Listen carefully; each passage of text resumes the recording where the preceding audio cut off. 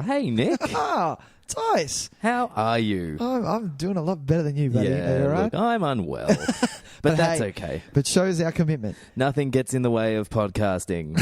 No flu will take me down. Listen to him, ladies and gentlemen. He's here. He's ready. Look, he's got woolly socks on. I do have woolly socks on. He's had his chicken soup. He's I've got my bed socks on. Bringing you some hot podcast action. Exactly right. Well, it's episode 98 of 98. Nick Tyson Videotape. Hey, gang. Hey, gang. Welcome. Today we're discussing Black Hawk Down from 2001. I know.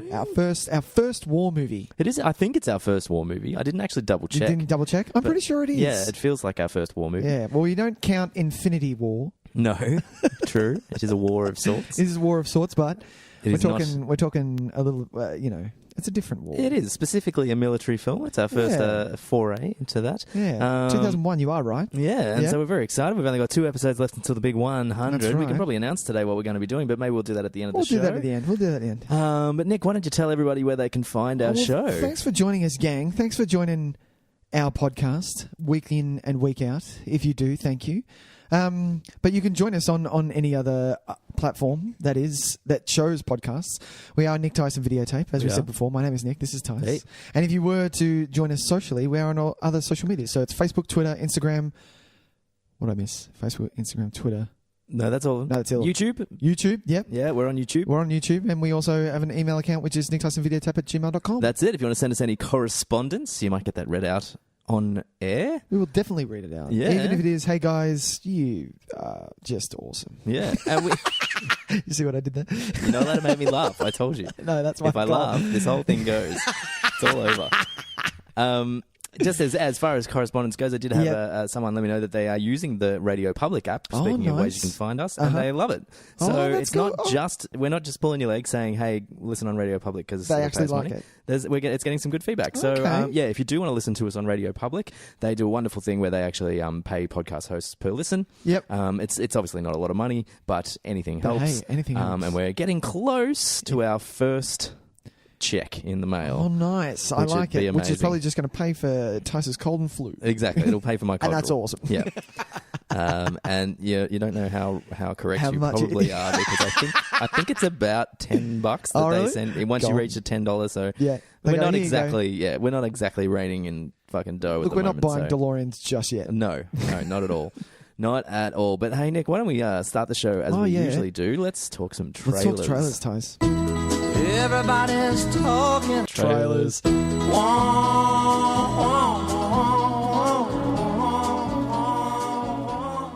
Okay. All right. Well, we didn't have a lot. No, well, This because week- this was yet again one of those great times where we record the episode, get home, and then the morning after, one of the big trailers Comes out. and we look like fucking idiots, because Yeah. then the episode that we record comes out 3 days later, and we we're look- sitting there and we're going, going, "There weren't really many "Ooh." trailers," and like And one everyone's that- like, well, there was Yeah, one, and why don't you there talk about was that? one. So the one that we're talking about that dropped last week is The Joker. "Yeah, Should we talk about that? Let's do that." Arthur, does it help to have someone to talk to?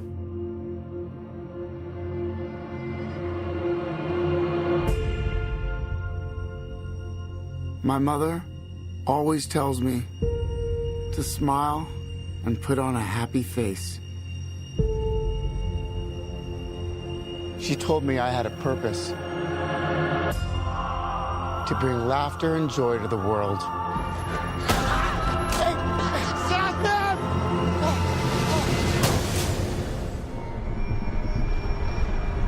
Is it just me? Or is it getting crazier out there? Smile, though your heart is aching. Smile, even though it's breaking. When there are clouds in the sky, you'll get by. What? If you smile to your fear and sorrow, smile, and maybe tomorrow you'll find that life is still worthwhile. If you What's so funny? just Freak!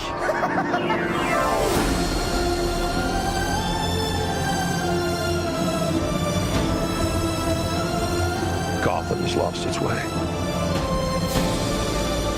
What kind of coward would do something that cold-blooded? Someone who hides behind a mask.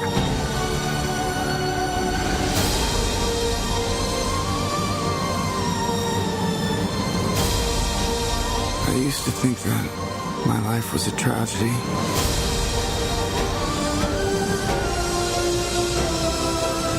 But now I realize it's a comedy.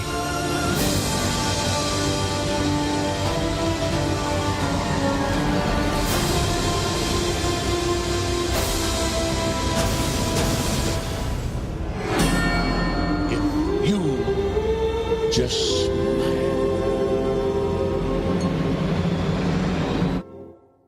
Well, here we are, Nick. All right. Now, you were against this from the get-go, and I shared that sentiment. Yes. I didn't really see a purpose to this. Well, I come from coming from reading a lot of Batman is my biggest, taking up most of my comic collection. Sure. Right. So obviously there has been origin stories before, Killing Joke, things like that. Yeah. But what I like about the character of the Joker is we don't have an origin story. You don't know, I like the mystery. You don't know what happened to this man. Sure. In order to turn him into And this. anytime they do present a backstory, Yeah. it's usually in the point of view where it's an unreliable narrator anyway. Yeah. So we can take it with a grain of salt and just be kind of like, look, this could just be the story that we're being told in this instance. Yeah. This could be one world's Joker. Yeah, Do you know what I mean? or it's some kind of like what if scenario where it's like Exactly. like Killing Joke, for example. What if he was a stand-up comic and it all went to hell? Or what if he was Jack Napier? Yeah, exactly. You know what I mean? Who got Yeah. dropped into a vat of acid. Or Exactly. chemicals or whatever it is. So we always seem to. It remains really that he doesn't have a definitive backstory. Yeah. But we're getting a backstory. Well, we're getting but in the same we're way, getting though, something. it So seems- that's why, yeah. So in watching this trailer, it really turned me around. This trailer, it really did. I was It's a like, great this trailer. looks really interesting now. Yeah, I agree completely. It's an excellent trailer. It almost is such a good trailer that I'm kind of disappointed that it is for a Joker movie. Right. Do you know what I mean? Like, Right. similar like to this what to you're be- saying, I'd love to see this kind of story just without the connotations that comes from it being so entrenched in Batman right. history. Do you know what I mean? Yeah. And not that it's a problem. Like No, it's no. just a weird kind of thing where it's like we're going to sit and we're going to watch this 2-hour movie, and we're going to have to constantly remind ourselves that this is just this version's telling of that. Exactly. Yeah, which I'm fine with, and that's what I'm going in with this with, especially because it does look so good. We're not going to see Batman. We don't need to see Batman. That's fine, and I'm kind of happy about that. It's a strange direction that DC is now taking. They've clearly, because they shat the bed so hard trying to make a shared universe that along the lines that Marvel did. Exactly. No one's seeing a Jared Leto Joker. No, if they, origin oh my story. god, if they made me sit through 2 hours of Jared Leto's Joker, you have got to be kidding me. Yeah, everyone wants to see that story, Tice. No, He was so bad in He that was movie. bad, wasn't oh he? my god, I forget sometimes But the just thing- how terrible he I'm gonna was in watch that it again. movie. I'm going to watch it again because I need to remind myself. I like a nice reminder. Yeah, And just go, just- Jesus. What a piece of fucking I garbage love how you was. said that how you described they shat the bed so hard. Yeah, well, like, and I kind of respect the fact that they've admitted it and just gone, you know what? fuck it. No, we're just going to make movies again. It's almost like it's the 90s with DC at the Yeah, moment. right. They're just releasing movies about characters. Yeah. Not really paying much attention to trying to Weave them together. Yeah. No. Although I haven't seen Shazam yet. And I haven't seen Aquaman yet either. Right. And Aquaman does not spend really any time. Okay. It's very, very loosely. Do you get any justice? There's like Is it before or mild after Justice? conversations. I believe it's after. It's after. Except there's interactions between him and Hera. Is it Hera? Yeah, Hera, yeah. That feel like Justice League never existed. Oh, It's okay. very strange. Like Yeah. for people that have seen Justice League, you could actually say, "Hey, they've had a very similar conversation," and it's Oh, just, right. it's treating it like it's the first time. Okay. But yeah, so I kind of. No, guess I like can't- that the I can't- 90s take. Do just Yeah. films on their own. That's Don't it. try and yeah. So this doesn't look like it's part of any extended world. It looks like it's telling an isolated story. Yeah.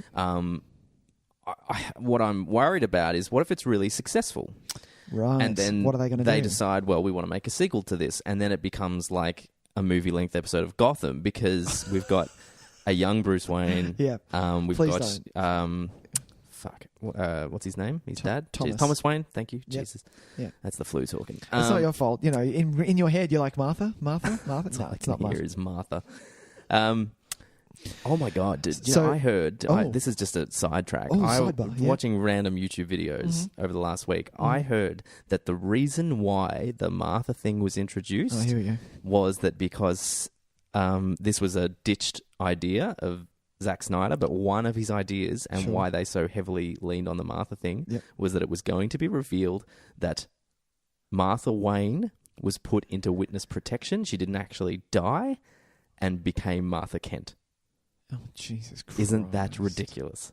Oh, God. It's madness. Yeah, madness. I'm not giving that any thought. No, I don't want to think about it. It didn't happen, but that blew my mind a little bit when I heard it. As far as that's insane. terrible So that's ideas on the go. table. That was on the table. That was on the table. That just shows table. how much of a fucking shitstorm this whole thing is. Horrible, but yeah, horrible. going back to the trailer Joaquin, itself. as if like when Joaquin was mentioned when he was cast, I was like, beautiful.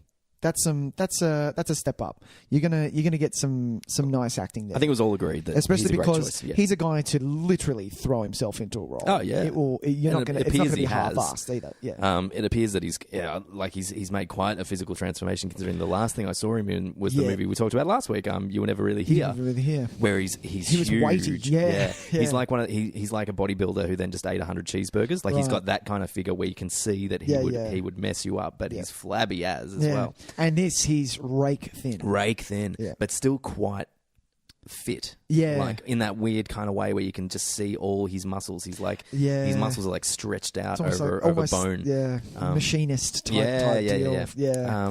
And look, he looks great. I'm not 100% sold on the makeup job. Neither am I, but it's something different because they have to do something different each time. You can't go back to Jack's prosthetic smile. I like that they didn't do that. Yeah. Heath has got his own, and no one's touching whatever the fuck Jared did. But I kind of like emo Joker. I like that he. I like his. It's kind of an old school. When circuses were invented, sort of thing. Oh yeah, he has that kind of style of classic clown look. Look. But I love the imagery in this thing, man. That's what's grabbing me. A clown laughing by himself on a subway. Yeah. But which no one's around, and I'm like, that is petrifying. There's some great imagery in this trailer. You're right, like some really great stuff. A lot of my favorite stuff is like just allowing Joaquin Phoenix to show such a range of like clearly psychotic emotions, without doing much. Like he's really great at what he does. Yeah. And look, it's hard because I think really, if you want the definitive version of the comic book character, it can be argued other ways. Like you can say, like I know a lot of people rank the Mark Hamill's performance in the animated as just pretty much the perfect representation of the comic book Batman. And then if you want to kind of mess with it a little bit, you get Heath Ledger's, who is something else entirely. He's more of a, I don't like the word, but he's more of a terrorist style Joker. But in a similar vein, I don't think at the end of this people are going to be able to say it's the definitive representation of the Joker that we know. No. Even if it is the greatest performance of all time, I think it's probably just a little bit too far away from what we know. I'm happy with that. Do something, I don't want it to seem like I'm not on board for it, because I am. So do you think that that's what we're going to get? Something that's really left field of what we've known about, or what we're used to about the Joker, or something like that? Yeah, I feel like it's going to go a way that we won't equate it with any comic book version of it. I think it'll be very different. Yeah. But we do have Thomas in it. We do have young Bruce. Obviously, we'll have Martha if Thomas is in it. Well, there will need to be some, It has to be some references. Yeah. We get shots of Arkham Hospital or Arkham State Hospital or something. It says like that. Yeah, so, that was the other imagery. Him just standing in the elevator while a guy in a bed is strapped down, losing it. Yeah, that scares the shit out of me. Mental hospitals as a whole scare me. Yeah. And look, I want to give everybody a benefit of the doubt, but Todd Phillips as director does kind of worry me a little bit. It does, yeah. I'm on that same train. That he hasn't really done anything in my mind that lends itself to this kind of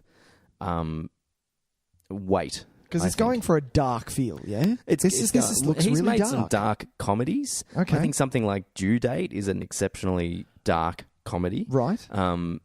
and even to an extent, the third Hangover, which really took it in a different direction. It wasn't a great movie, but took it in a different direction. Yeah. But I mean, I still, he's still Todd Phillips to me. He's still the guy that rolls up and says, "I'm here for the gangbang." In old school, is it old school? Old school, yeah. Yeah. So I'm still cautious. Yeah. Cautiously optimistic. Yeah. See, I saw War Dogs. Did you see War Dogs? No, I didn't. No. And look, it was okay. Yeah. It wasn't shit. Sure. But I'm not going to watch it again. Yeah. I will say I very much like the use of the song in the trailer. The smile. Yep. I mean, it seems obvious now, right? But like, I think the fact that they just embraced it wholeheartedly and said, "Yeah, no, I know it might seem obvious, but no one's used it, so let's do it." Let's do it, yeah. And even little lines like that I saw coming. As soon as he said, "I always thought my life was a tragedy," it's like, oh well, clearly this is how this line's going to end. Yeah. But it's all the idea of what I think the smiling is going to represent. Mm-hmm. I think is an important element to the Joker character that maybe hasn't been explored that much. Okay. Well, this like is the in thing. movies. Well, yeah, but this is the thing. Like, we don't. The Joker as a character, you don't see him. You don't sort of explore that character. He's just kind of there. You don't see his ins and outs and ups and downs. The Joker as a character doesn't really get an arc, so to speak, and we're going to see an arc. Well, yeah, we usually just get him fully formed, except for obviously Jack Nicholson, but they didn't weigh heavily on that element of him. Exactly. It wasn't. He wasn't just psychotic. He was just a gangster that had a big wide smile, and then when his face got fucked up, that was the only way that they could maintain his face was to surgically leave him always smiling. Yeah. So it didn't really have any kind of thematic purpose to it. And he wasn't really, like, when you think of the Joker as a character, whether it be comic books, video games, or whatever, he is insane. He's clearly very insane. Yeah, Whereas for Nicholson's one wasn't completely gone. No, he was much more of just much a slick kind of crime boss, crime I guess. boss, yeah. And just wanted to, I don't know, maybe the Penguin for him. Oh, I hope we get some. Oh, well, I reckon we'll get some other characters. I think maybe, yeah. Oswald. I will say this one thing about Gotham. I did kind of like, even in the 5 episodes I watched. Yes, right. I did like what back in season 1. Was this? Yep, well, of course. Considering where it's gone now, it's like really? When I occasionally watch the trailers for that and see how far it's ventured from where it started as like a kind of just a, Smallville-esque Batman story. Sure. It's gone off the fucking rails. Off the chain. Yeah. No, really? sorry. Finish what you were going to say. I kind of like what they did with Oswald's character in Gotham. Sure. I was like, that's a nice, a kind of nice place to take him. But yeah, I hope we maybe, other characters would be nice. Yeah. Not too much though. No, not too much. I think if we're going going to sell it as an isolated story, let's keep it as an isolated story. Yeah. And just just how do you want to see Bruce interact? Because you don't want to see. I don't want this thing to end. Heaven forbid this thing is a good movie, and then it ends with Joaquin is the one in the alley. If he kills Thomas Wayne, it's garbage for sure. That's terrible. That terrible, is terrible terrible writing. Because we've seen that before. Exactly, we've had that. We don't need it again. It never really worked too well in the first Batman, Batman '89. Really, anyway, you didn't like that? I feel like it was always the weaker point of that. I think character. I think because that's the thing, and a lot of people know this. When you are watching a Batman film or reading a Batman comic, the weakest character is Bruce. You're not watching it for him. You're watching it for the especially in the movies, the villains have always been far more entertaining. Exactly. I'd accept say maybe Batman Begins is probably the exception to that. Yep, I'll go with that. Yeah, probably. But that was a nice. Out of all the killings, because there have been tons of Thomas and Martha, which one stands out for you? Which one's the definitive one? I have the most clear memories of Batman '89 because I think I've seen it the most. So, because it's definitely not fucking Batman and Batman v Superman. Well, no, because it was basically it was like watching the opening to Watchmen. But, I mean, it was visually quite interesting, but it was not, it felt like, oh my God, we're seeing this again. I liked what it was in Batman Begins. I liked that it was just, what's his name, Joe? Schultz? Yeah. That's wrong, I think, but... Joe Schiltz. Shill. I'm looking Joe Chill. Joe Chill. No, that doesn't sound right at all. Sound right either. Are you checking that out? I am. Good, because you've got people yelling into the speakers at us, calling ourselves Batman fans. dig it! Anyway, well, I think maybe, though, until you get the answer to that question, I think we're don't really done. have anything else to say about that. Yeah, I know. I'm still cautiously optimistic, but as a trailer, it was pretty fucking great. Yep. And I look forward to, buckling in. Oh my God, it was Joe Chill. Joe Chill. Joe Chill. All right, nice. I look forward to grabbing my popcorn and settling in. I'm going for to watch Joker. that. I'm definitely going to watch Me that. too, yeah. man. Me too. Yeah. All right, should we go into Open-minded, though. Open-minded. Open-minded. Definitely open-minded. Yeah, yeah. For sure. It's going to be fun to rate that sucker. Mm. Okay. What Let's are we doing? do our feature press. Oh, feature press. Okay, here we go. Yes. You shouldn't have come here. This is our war, not yours. 300,000 dead and counting. That's not a war, Mr. Ito. It's genocide. These people, they have no food. We can either help, or we can sit back and watch a country destroy itself on CNN. Rangers, Deltas, today we go. Name? Blackburn. Date of birth? 2/27/75. I was trained to fight. You trained to fight, Sergeant? I was trying to make a difference. So guess what? You're going out today. What? It's what you wanted, isn't it? Oh, yeah. Hell yeah. Just remember when everybody else is shooting, shoot in the same direction.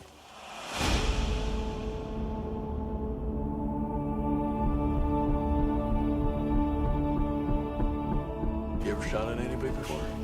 No, Sergeant. Me neither. Once that first bullet goes past your head,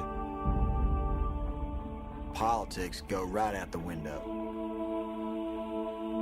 Hey, baby, it's me. You there? Pick up if you're there.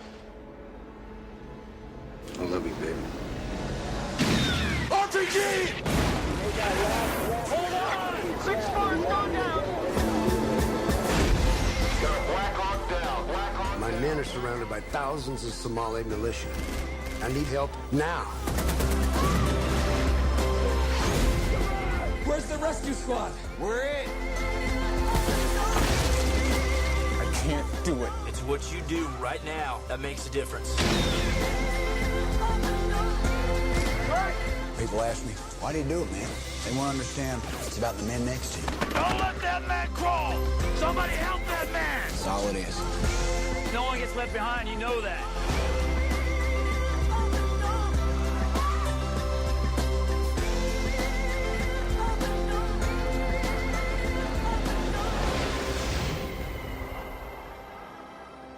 Nobody asks to be a hero. It just sometimes turns out that way.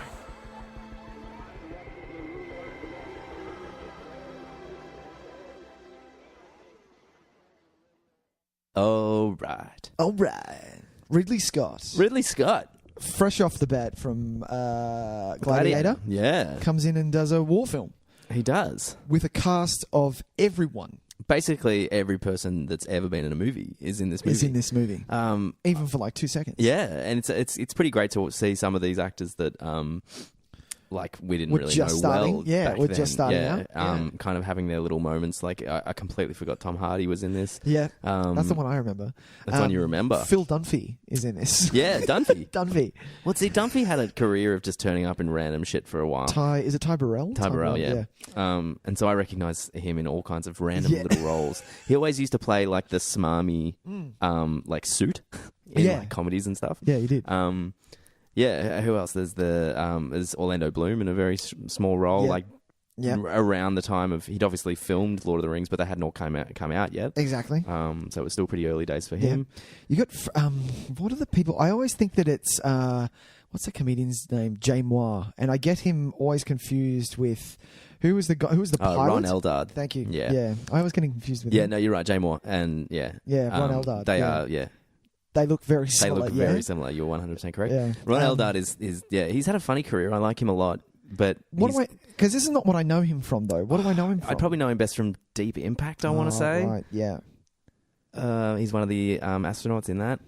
I don't know. I feel like I know him from other things, but yeah. Anyway, Kim Coates, man, I love Kim Coates. It's so good to see Kim Coates. And how about we're probably about to say the same guy, the villain from Kindergarten Cop.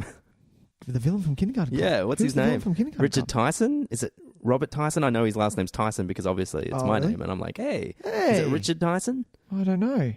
Hang on, wait. He's Richard Tyson. Oh, yeah. The villain from Kindergarten Cop. He is, yeah. He's the guy that fights off the guys at the first Black Hawk that goes down. That's right. Until help arrives. He's in Kindergarten. That's where I know him from. Yeah. Because I look at him and I think he is. I get him mixed up with who's Cobra Kai. Oh, Richard Crease. That's who I get him mixed up with. No way. Yeah. Side note, I did watch a video on YouTube. Richard Crease is back. Oh. Cobra Kai, the TV series. Cobra Kai, the TV series. Yeah. Is that his name, Richard Crease? Do I need to watch that now? I watched the first episode and it was no good. I did not like it at all. I've heard it's really good though. I've heard from more than one person that it's not bad. Hang on, I think I've combined his character name with his actor name. Hang on. I'm gonna Cobra Kai. I'm gonna have to look this up. Fear does not exist in this dojo, does it? No, Sensei. Pain does not exist. So his name is Martin Cove. Okay, so and the character's name is John Crease. So Richard is nowhere to be said. I think I was thinking of You're Richard right. Tyson. Yep, okay. Yeah, he popped up in a YouTube promotional video, and I was like, look at him go. Oh. The other one that I love this guy in everything he's in, and I feel he needs to do more, which is William Fichtner. Oh, Fichtner? Fichtner. Oh, yeah. mate. Fichtner is the best. God, he's good. He's always good. Do you know what I really love him in? Have you seen Drive Angry? No. Is that really? what I'm thinking of? Drive Angry. Drive Angry. Yeah, that's him. The accountant. He's like a... Drive Angry is a wild movie, man. You should watch it. Really? It's Nick Cage in a hot rod trying to outrun the devil. And right. It's bonkers. It's really, really fun. It's kind of like Ghost Rider-esque. I get that and the second Ghost Rider mixed up a little bit because they're actually similar plots. Really? Except without him turning into a flaming skull. Obviously. But yeah, Fichtner, he's Fichtner, so good. Man. He plays. How good he's is like, he? yeah, and I'm such a huge fan of his. He's good at comedy. I love him in Go. Do you remember him in Go? Yep, of course. Fucking hysterical. But yeah. Yeah, Fichtner's the best. But we're not we're obviously there's Josh Hartnett, there's Ewan McGregor, there's Tom Sizemore doing. He always loves war movies. Tom Sizemore. Yeah, poor old Tom Sizemore. Yeah. But there's Eric Banner, there's Sam Shepard, which you get a lot of. You get a lot of Sam in this one. But there's tons of little ones that we're forgetting, like Tom Gurry. Do you remember him? He was in. I know him from Mystic River. Okay, he's the kid in Mystic River. Yeah, right. He's really good in that. He's also Smalls in The Sandlot Kids. Ah, remember cool. Yeah, all right. Smalls. But Jason Isaacs as well. Yeah. Jeremy Piven. We could go on. We could go on. And we will. What's his name? The guy that we tried to get his Game of Thrones. Nikolaj. Oh, Costas Waldo. Costas Waldo. Yeah. He's in this thing. Yeah, it's an early role for him as well. Early role for him. Also, like someone that we've mentioned previously on the show because he had the best name in the world, Johnny Strong. Johnny Strong from Fast and Furious, who played one of the side characters in Fast and the Furious. And I marveled at how great his name was then, and I will do it again. If that is your name, Johnny change Strong. your name. You can't go into Hollywood with a name like Johnny Strong. What are you talking It's about? not the 80s, I man. will change my name to Johnny Strong if I ever make. You better be fucking if your name is Johnny Strong, you better have a look. Oh, that's down. it. You better be fucking bringing it. You better be very pumped and just bronze skin and blonde hair. I bet he's cursing that he wasn't around in like the 80s because he would have been like right next to. Remember when they tried to make what's his name, Bosworth, Stone Cold? Who's Kate Bosworth? No, not. Oh, come on. Bosworth. Stone Cold. You mean the guy from Expendables? Is that who you're talking about? No, Brian Bosworth. Do you remember Brian Bosworth? I don't know who that is. So, I reckon around the time he was being a thing, if there was an actor called Johnny Strong, he would have taken all his work. Johnny Strong in Stone Cold. It would have been perfect. Bosworth. Yeah. I don't know who is. He used to be like a football player, and then he went and did some movies for a little bit. I don't know who this is. Brian Bosworth. Brian Bosworth in One Tough Bastard. Oh I can't believe that's the name of that movie. I do know this guy. Yeah. You would have seen Stone Cold. Is it called Stone Cold? It's called Stone Cold. You would have seen Stone Cold at some point. It would have been floating. I know around the at cover. video. Yeah, I know the video cover. store days for sure. Yeah, totally. Anyway, while we just rant on about the fucking cast. Yeah, that's a good. We have to. Yeah, I do feel bad for Eric Banner a little bit because I feel I just don't think he ever realized his potential. Like he hit his real kind of like he was in every movie for like 3 years. He was, and just never took off. Like he never kind of got to be what we all hoped because I think he's excellent. I think he's a great actor. Except when he's bad, he's real bad. Yeah. He has the potential to be so great. Do you think that he's good in this? Because I think he's out fine of the cast, what the cast is doing and what we've got here, he kind of isn't hitting the mark for me, only because one of the major things is his accent is really weird. This movie is full of some of the worst accents I've ever seen. And look, what do you do when you cast 3/4 of them with British and Welsh and Swedish? And, like, what do you expect? But they're kicking it. Like, Tom Hardy's accent is fine. Tom Hardy's always good, though. Tom Hardy gives a rat's. Ewan McGregor's is terrible. He's just so bad. I actually do not like Ewan McGregor in this movie at all. It's probably my least favourite performance of his. I'll agree with you then. I think he's kind of terrible in it. Yeah, same. Yeah. Is Ewan good? Yeah, I think so. I think he can be an excellent actor. Well, like, he's the best thing about the prequels. Well, no, that's no. You can't say that. Why you not? Can't say that because that's. I think he's excellent in Moulin Rouge. Oh, okay, I'll give him that. Okay, Moulin Rouge. I mean, Trainspotting. My God. Oh, okay. All right. I'm just forgetting. Maybe I'm forgetting how good Ewan is. I think he. Yeah, I I'm think going to look up Ewan now, and I bet you there's something that he's good in August Osage as well. What am I talking about? And there was an excellent movie that I talked about a couple of years ago called Jane Got a Gun, which I really enjoyed. He's the villain in that, and he does some wild stuff. He's really out of control. Really? Having said that, Christopher Robin? You've seen Christopher Robin, didn't you? No, I did not see that. Oh, no. Having said that, I think he's kind of outright terrible in this, but what can you do? When you have, like, Tom Sizemore, for instance, right? Yeah. Say what you will about Tom Sizemore. He's had a rough life, the poor guy. Not doing great. He's not doing great. He was hot for a while. He was hot for a while. Everyone wanted to use him. Yeah. But, you know, he was kind of perpetually playing a scumbag. Yeah. Or a grizzled old war guy. Yeah. And I think he kind of wasn't able to break out of that. He had a lot of drug problems. Yeah. He got into a lot of debt, blah, blah, blah, blah, blah. Yeah. But what he does in this, you cannot replicate with another actor because it's his presence, it's just his ability. I love his character how little fucks his character gives. He's one of my faves in this. Yeah. He really is, because there is a fucking, and I wrote down, it is a clusterfuck what is happening in this movie. It is, nothing goes right. No. Nothing goes right in this film. Nothing. And he is dealing with it. And he's dealing with it, this is going to, and I'm not going to run around. No. Because to be honest, I'm probably not going to make it. I love his ability to, like, his rationalization of war is that if I'm going to get shot, I'm going to get shot. Yeah. Like, no amount of hiding behind shit or, like, freaking out the bullets are flying past my Exactly. head. Let's not panic that man is dead. Yeah, it's not going to change the fact that if I don't get shot, it's pure luck. Yeah. And I love that he just walks. Yeah. He just walks through. And guys are, like, hiding down behind things, and he stands up and goes, "Oi, we got to go, let's go." Yeah. You know? And he cops a bullet. Like, fucking neck. In the neck. And he's just like, shit. And keeps going. But my favourite, the worst part of it is, it's almost at the end. It's the end of the convoy. Yeah. The man beside him has had a grenade go off in his face, so the glass is in his eyes. Yeah. He's holding his neck and steering at the same time. And I'm like, that's some good writing. Yeah. I think he's probably one of the more entertaining of the smaller characters. I think what Josh Hartnett is doing is pretty cool. I think he's an interesting character to throw in the mix. I think the way that they introduce him, I think, is a little on the nose. It's a bit kind of, hey, he likes the skinnies, blah, blah, blah. And it's like, here's my ethos straight out of the bat. I don't think this movie's particularly well written. I do have issues with the way it's written. I think you can... And I think its characterizations are pretty thin. Yep. I think a lot of the dialogue is pretty trashy. Yep. But what it loses in that, it makes up for 1,000 times over in its production design, its cinematography, and its direction. It is something else to watch. Have we seen a war film like this before?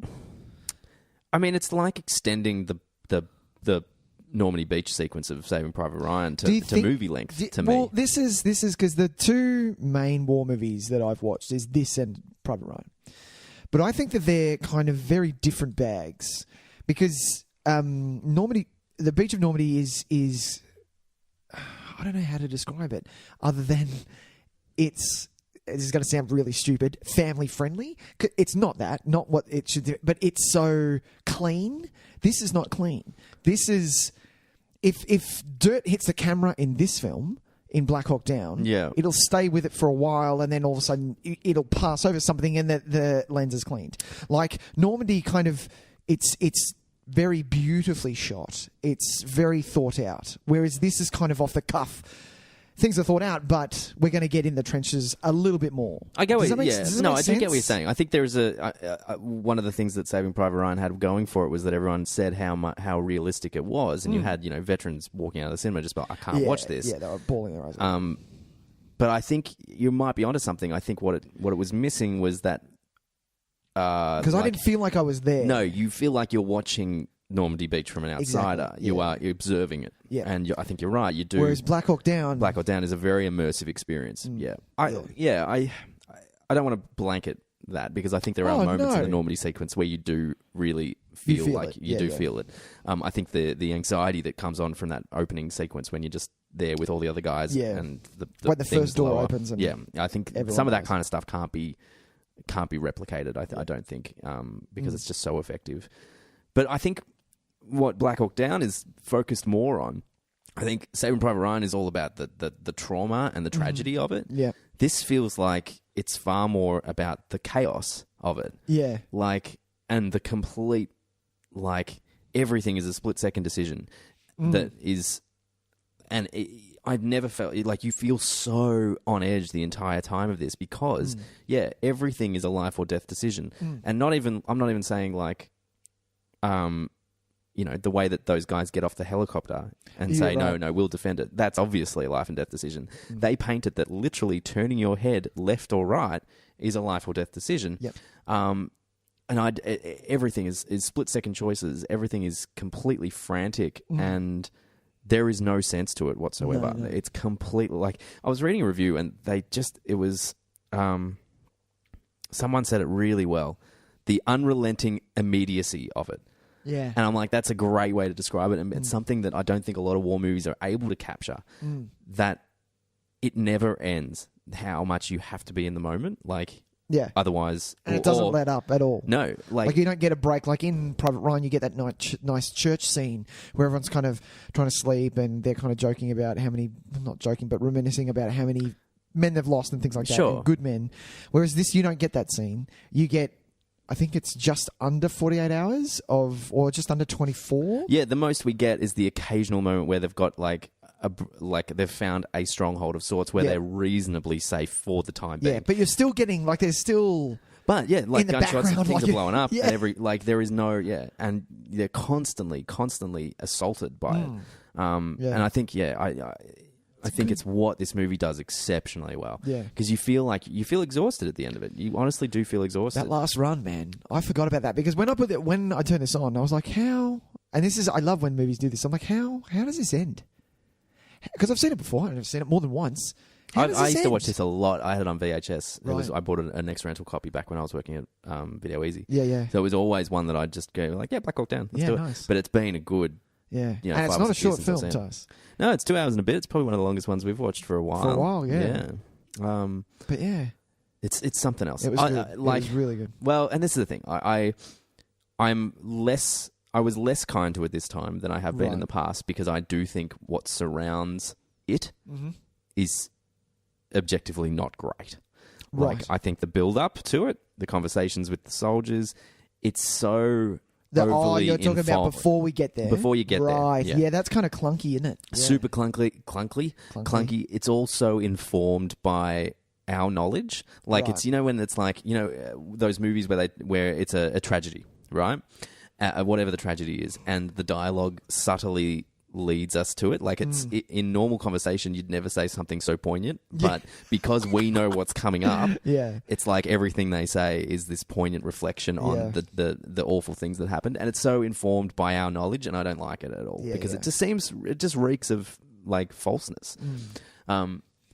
Why are Josh Hartnett and Eric Bana sitting out the front? That conversation sucks. I hate that. It's awful. Because why are you guys sitting there for starters? What the fuck are you doing? Yeah. It's like everybody left on their battle and the last thing they wanted to say was some kind of important reflection on the nature of war. Yeah. No. When I just don't buy that that's the case. Yeah. I think these guys would want to avoid those kind of conversations because...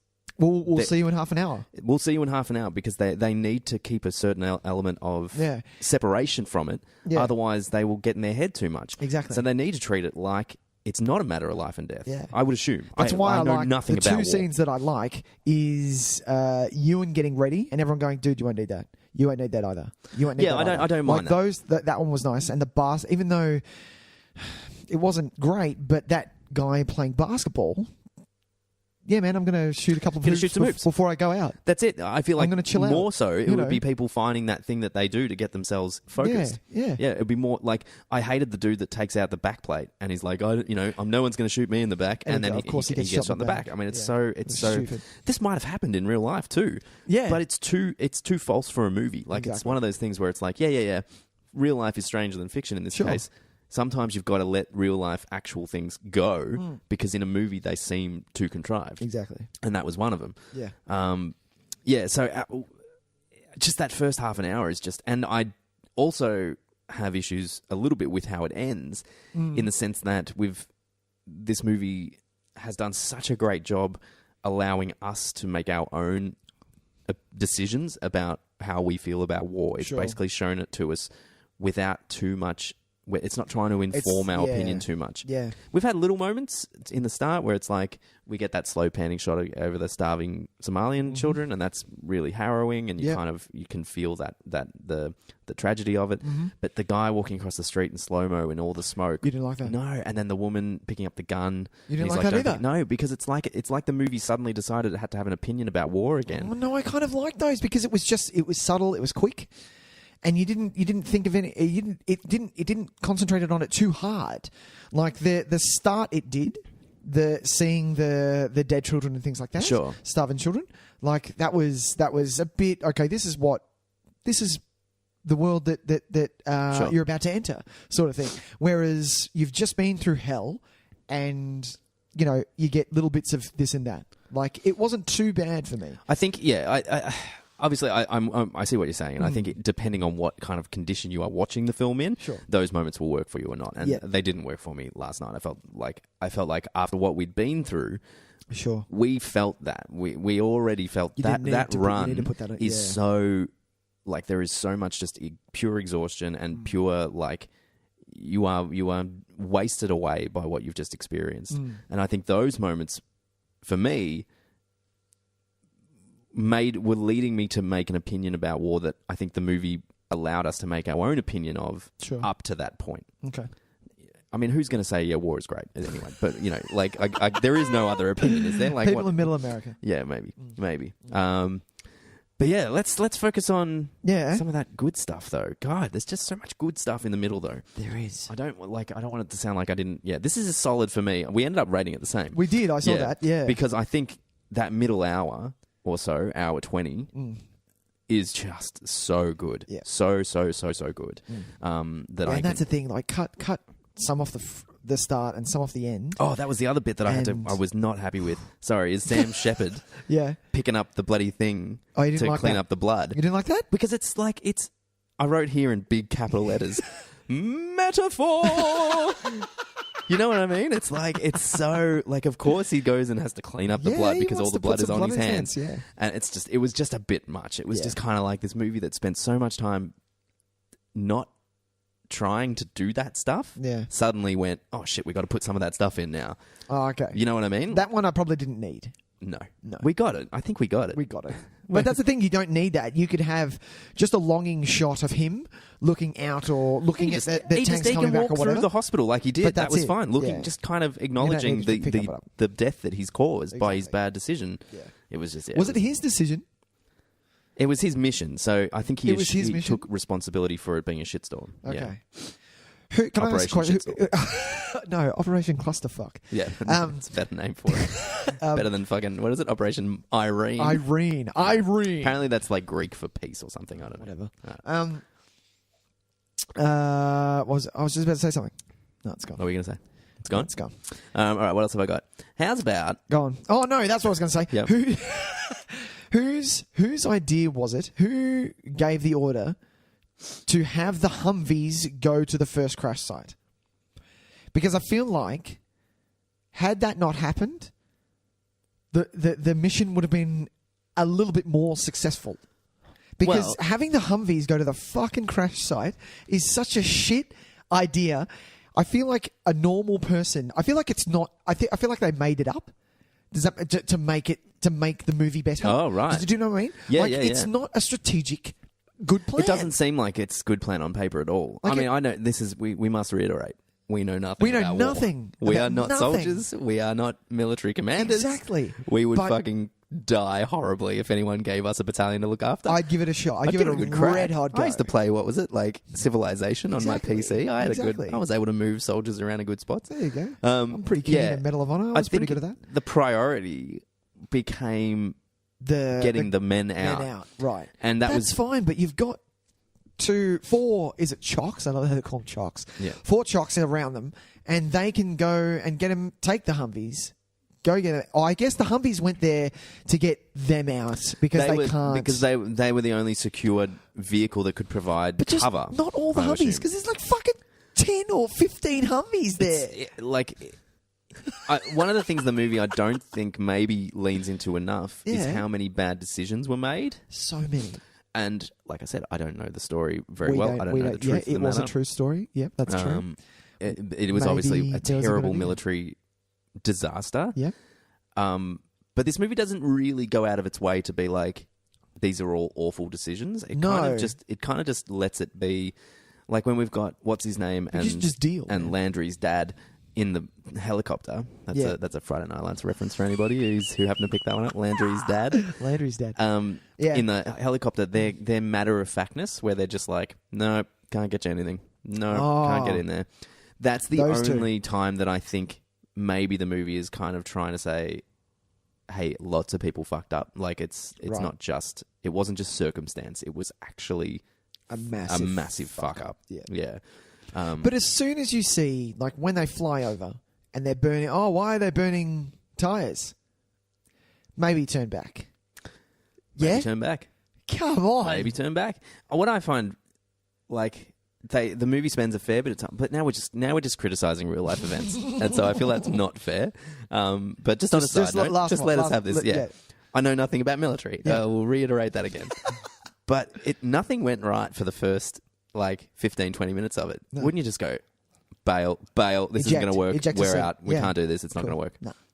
Let's regroup and try Yeah. this again. Yeah. We need to come in either, like they said, either during nightfall or whenever. Yeah. You know. Maybe But- not in the most hostile area of this town. Yeah. Yeah. Let's concentrate on some good stuff. I love how this movie almost plays out like a zombie thriller. Like the way that the way they are all overwhelmed by the Somalian force, Yeah. it feels like a zombie movie. It does, yeah.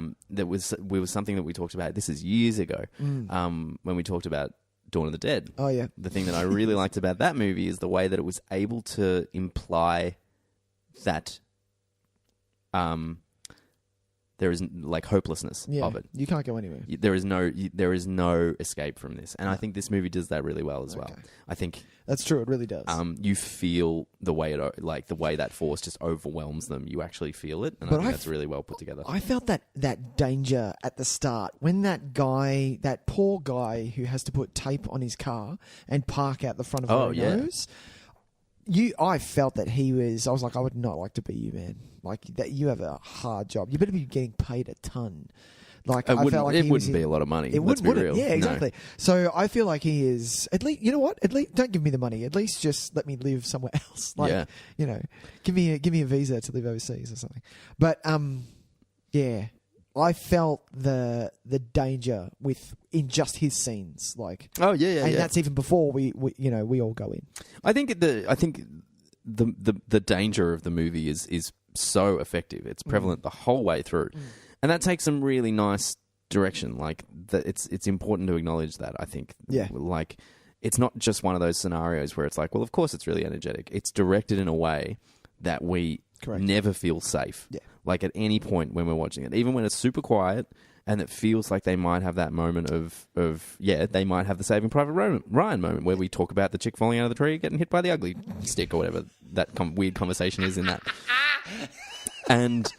But we never get that, and it's pretty amazing that they don't allow that to happen. The most we get is, you know exactly what I'm talking about. I know you're talking about. It's such a weird story that they tell. It is a weird story. No, the only time that we get that is maybe the coffee. Yeah, I was about to say Fichtner and Ewan McGregor get a moment where, which makes me. I actually think it's not a good moment in the movie. I think it kind of. Shit. I like that Fichtner and Ewan McGregor become friends because Fichtner is such a hardline, great at his job. Is he a ranger or is he one of the other ones? No, No, he's one of the other ones. No, he's one of the other ones. Jason because Isaac's he does a ranger. Because Jason Isaac's the head of the Rangers and they butt clash. heads.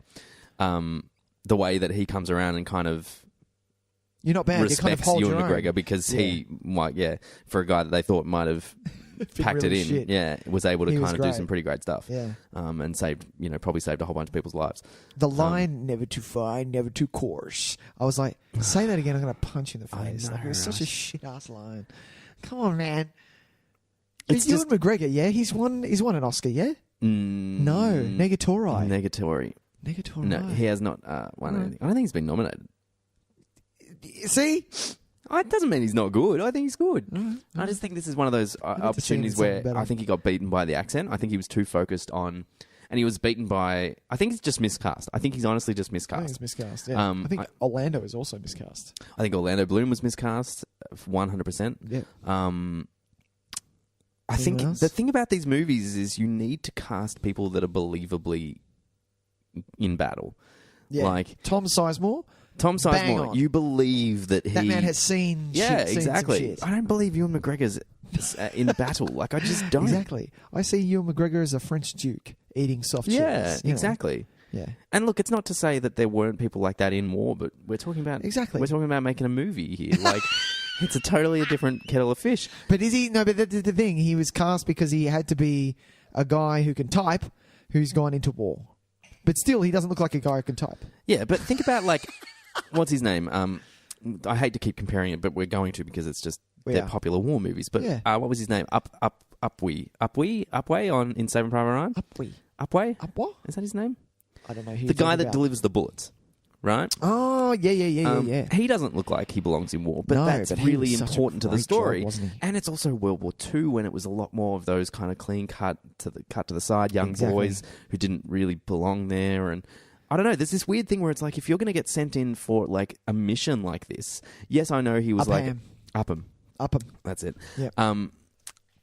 Yeah, if you're going to... these guys have seen some shit. They've been around the traps. You're not sending in... Like, I know as far as the story goes, we had a guy who, yes, was usually an office-bound guy who filled in. Yep. But he's still a ranger or whatever. Or he's still in the... A soldier. He's still a soldier. On the other end. They're not sending in, like, random infantry. They're sending in, like, legit guys. The real hard nuts Exactly. for this mission. And it seems... I just don't buy Ewan McGregor as part of that. Yeah. And that's the other thing. Like when things went belly up, when the Humvees first got back, and they had to clean out the Humvees, and Eric Bana was there, and things like that. There is a lot of soldiers still around. Like, yeah.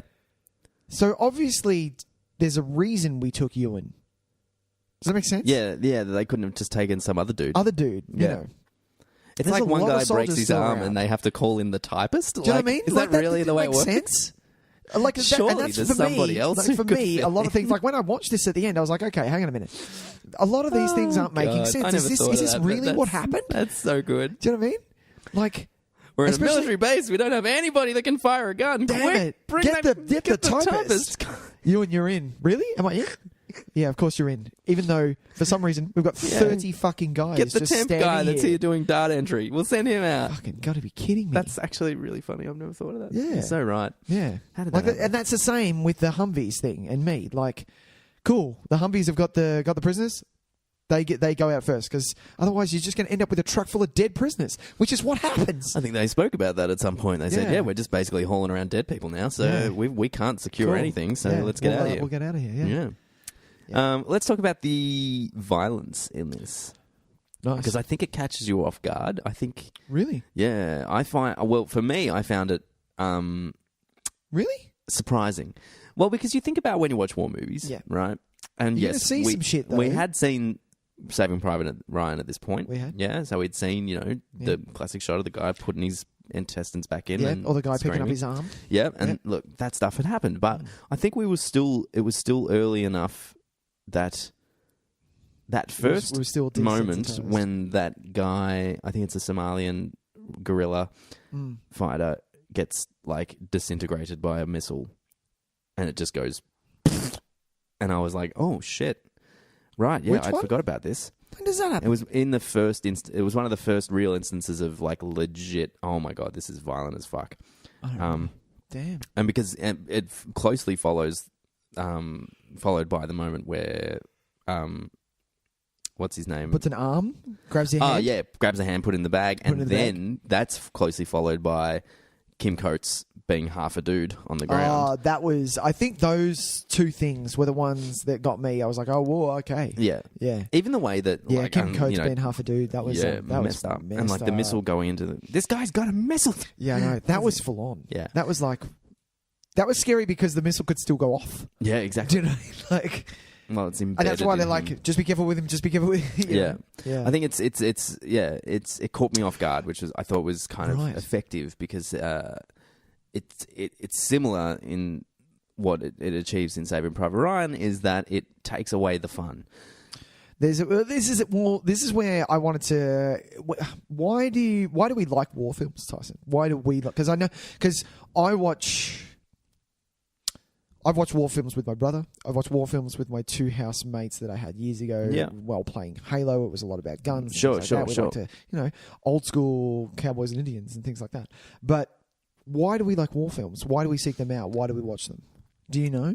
I think it's just a really kind of, it's an instinctual good versus evil kind of thing that we can't avoid. I think war is the most, but these movies are now, I like that, if you look at war movies from the 50s or 40s and 50s, it was basically all, propaganda-ish almost, It was very rare that any movie would come by and have an opinion, like make a statement about the worthlessness of war. Yeah. And we're at this point now where it's so heavily ingrained in our culture that we watch war movies that now when movies come out, they can't just be that anymore. Yeah, they need exactly. to make a statement. They need to have something to say at the end. So I think we come at it from two different angles. We get this really instinctual good versus evil story because it's the closest to that's come in a real life setting, I think. Mm-hmm.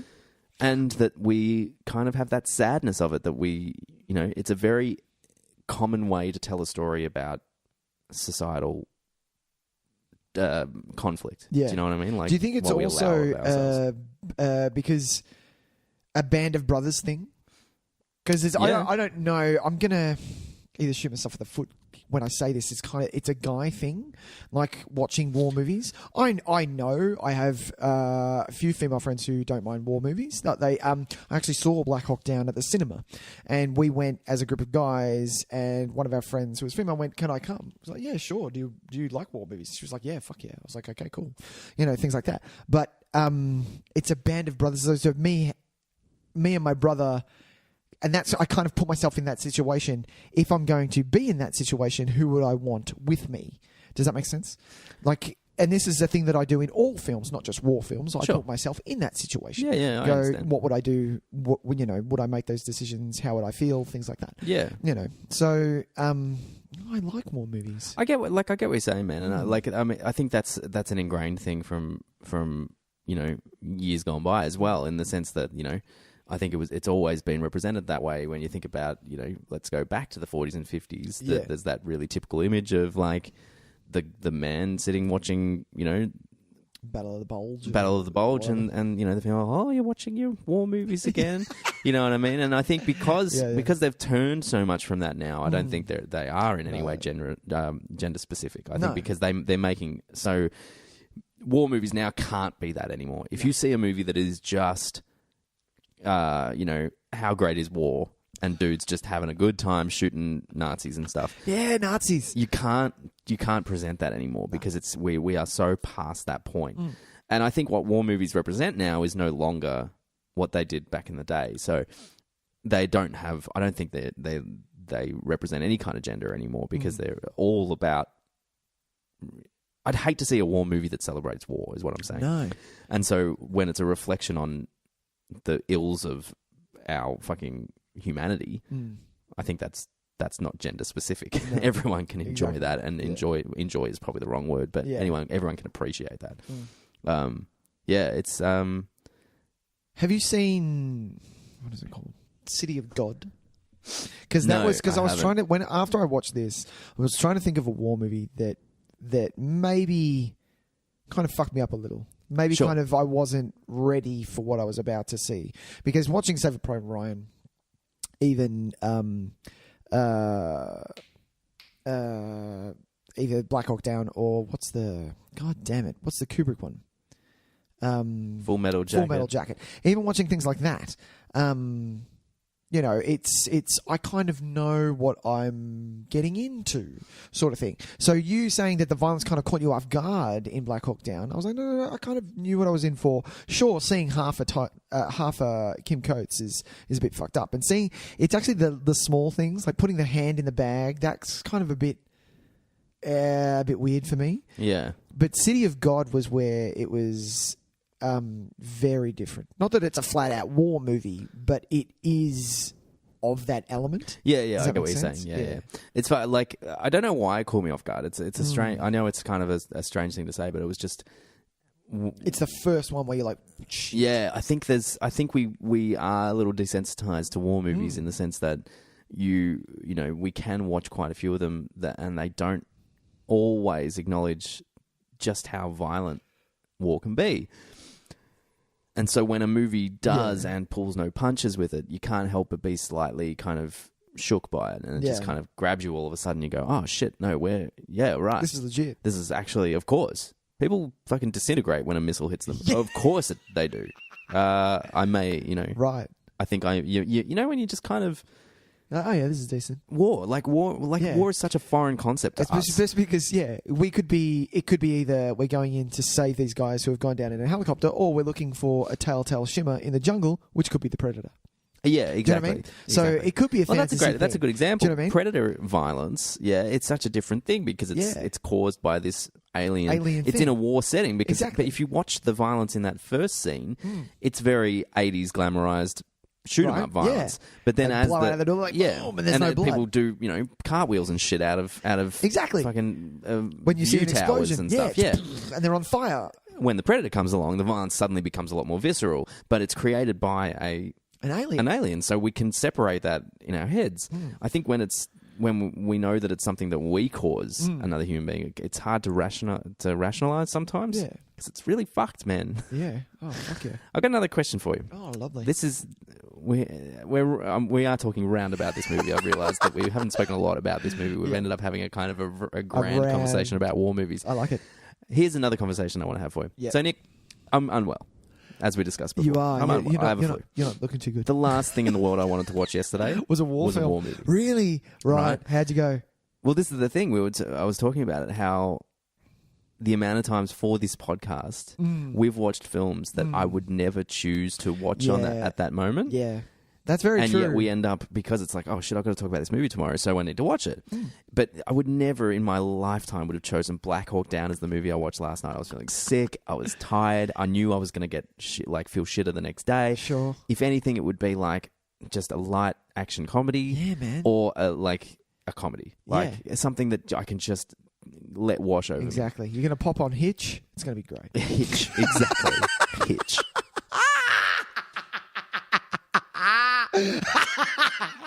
Oh my God, Hitch! Yeah, tune in next week. Well, you've given away the surprise. Episode 100, ladies and gentlemen. We're doing Hitch. Damn it! God damn it! No, it's so good. But yeah, so I like. As far as viewing of these movies goes, though, man, like, do you reckon it's kind of messing it up? Do you reckon I would have liked it more if I sat down and went, "Oh, I can't wait to watch Black Hawk Down"? Maybe, yeah. Do you reckon we occasionally kind of do ourselves a disservice because we're forcing ourselves the whole of the podcast, because we're forcing ourselves to watch a movie that is not in any way something that we would choose to watch at that time? That's true. There have been on occasion, which then if I'm watching it, I go, no, this is for the podcast, so I have to look at it from an analytical point of view. But yeah, absolutely. But I don't think that matters on how I rate the film, which is different. But if I'm not going in I can't wait to watch this. I try not to let it sway my opinion at all. But I can't, in all honesty, say but this that is... if I had gone into watching this with wanting to watch a war movie on my mind, sure. I think I probably would have liked it more. I can't help but believe that. This is where the flip of the coin, because Black Hawk was my pick. Right. And I've been wanting to watch it for a while. So you had the opportunity to watch a film that you've been wanting to watch for a while. Yeah, okay. Do you know what I mean? So, and we're kind of we've kind of helped each other out in picking movies for this podcast. Yeah. Going, well, what do you feel like watching? Yeah, exactly. You know, things like that. The last time that...